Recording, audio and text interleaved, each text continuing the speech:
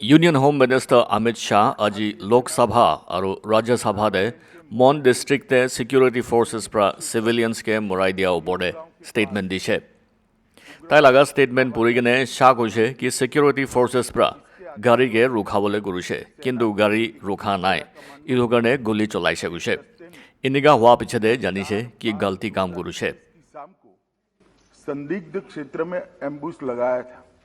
Ambush के दौरान एक वाहन एम्बुश के स्थान के समीप पहुंचा, उसे रुकने का इशारा और प्रयास किया गया।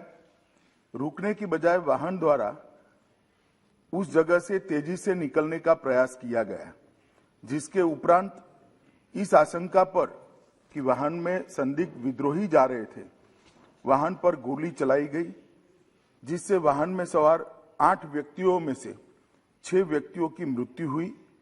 बाद में एक गलत पहचान का मामला पाया गया।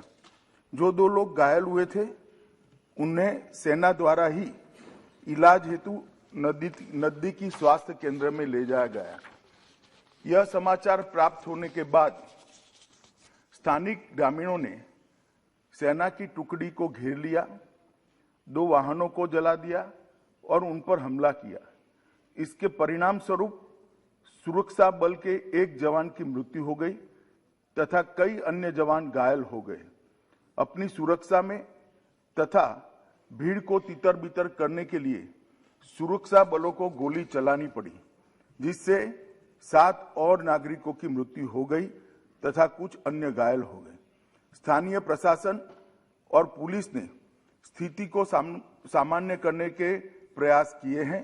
अभी स्थिति तनावपूर्ण लेकिन नियंत्रण में बनी हुई है। पुलिस महानिदेशक नागालैंड और आयुक्त नागालैंड ने दिनांक 5/12/21 को घटनास्थल का दौरा किया। ताजिद पुलिस थाने में घटना के बारे में प्राथमिकी दर्ज की गई है और मामले की गंभीरता को ध्यान में रखते हुए इस मामले को राज्य अपराध पुलिस स्टेशन को जांच के लिए सौंप दिया गया है। इस संदर्भ में एक विशेष जांच टीम एसआईटी का गठन किया गया है, जिसे 1 माह के अंदर जांच पूरी करने के निर्देश दिए गए हैं। उपरोक्त घटना के पश्चात दिनांक 5/12/21 की शाम में लगभग 250 लोगों की उद्वेलित भीड़ ने मौन शहर में असम राइफल की कंपनी ऑपरेटिंग बेस पर तोड़फोड़ की। भीड़ ने सीओबी के मकान में आग लगाई, जिसके उपरांत असम राइफल की टुकड़ी को भीड़ को तितर बितर करने के लिए गोली चलानी पड़ी। इसके कारण एक और नागरिक की मृत्यु हो गई और एक अन्य घायल हो गया।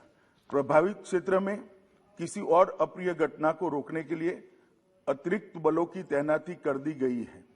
सेना की 3 कोर मुख्यालय द्वारा एक प्रेस वक्तव्य जारी किया गया है, जिसमें निर्दोष नागरिकों की दुखद मृत्यु के घटनाक्रम पर अत्यधिक दुख सेना द्वारा व्यक्त किया गया है। सेना द्वारा इन दुर्भाग्यपूर्ण मृत्यु के कारणों की जांच उच्चतम स्तर पर की जा रही है और कानून के अनुसार समुचित कार्यवाही की जाएगी। घटना की सूचना मिलने पर मैंने तत्काल नागालैंड के गवर्नर और मुख्यमंत्री जी से संपर्क किया। गृह मंत्रालय द्वारा भी नागालैंड के मुख्य सचिव और पुलिस महानिदेशक से संपर्क किया गया। कल पूरे दिन स्थिति को मॉनिटर किया गया।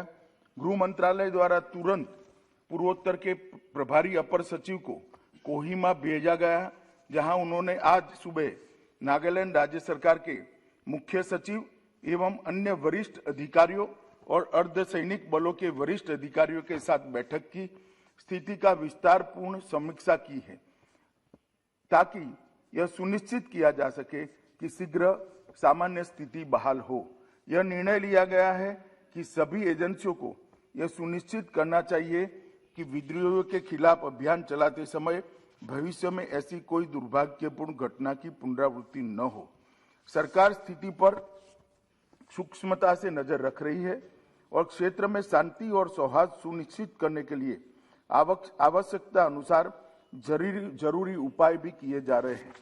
राज्य प्राधिकारियों ने एहतियात के तौर पर प्रभावित इलाकों में निषेधाज्ञा लागू लोकसभात अमित शाह कथा কৰা পিছতে অপজিশনকে লোকসভা লগা স্পিকাৰ ওম বিৰলা পৰা টাইম নিদিয়াৰ কাৰণে major opposition parties Congress DMK Samajwadi party BSP আৰু এনচিপি হাউচ পৰা ৱাকআউট কৰিছে। In the Lok Sabha today, when we raised the Nagaland issue, the Honorable Speaker and the Parliamentary Affairs Minister promised that the Home Minister will come and reply.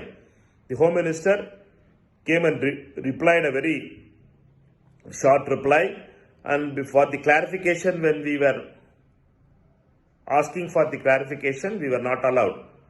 And we were not satisfied with the reply of the Home Minister. Therefore, the opposition parties, Congress Party and DMK and other alliance partners walked out in protest against the reply of the Home Minister.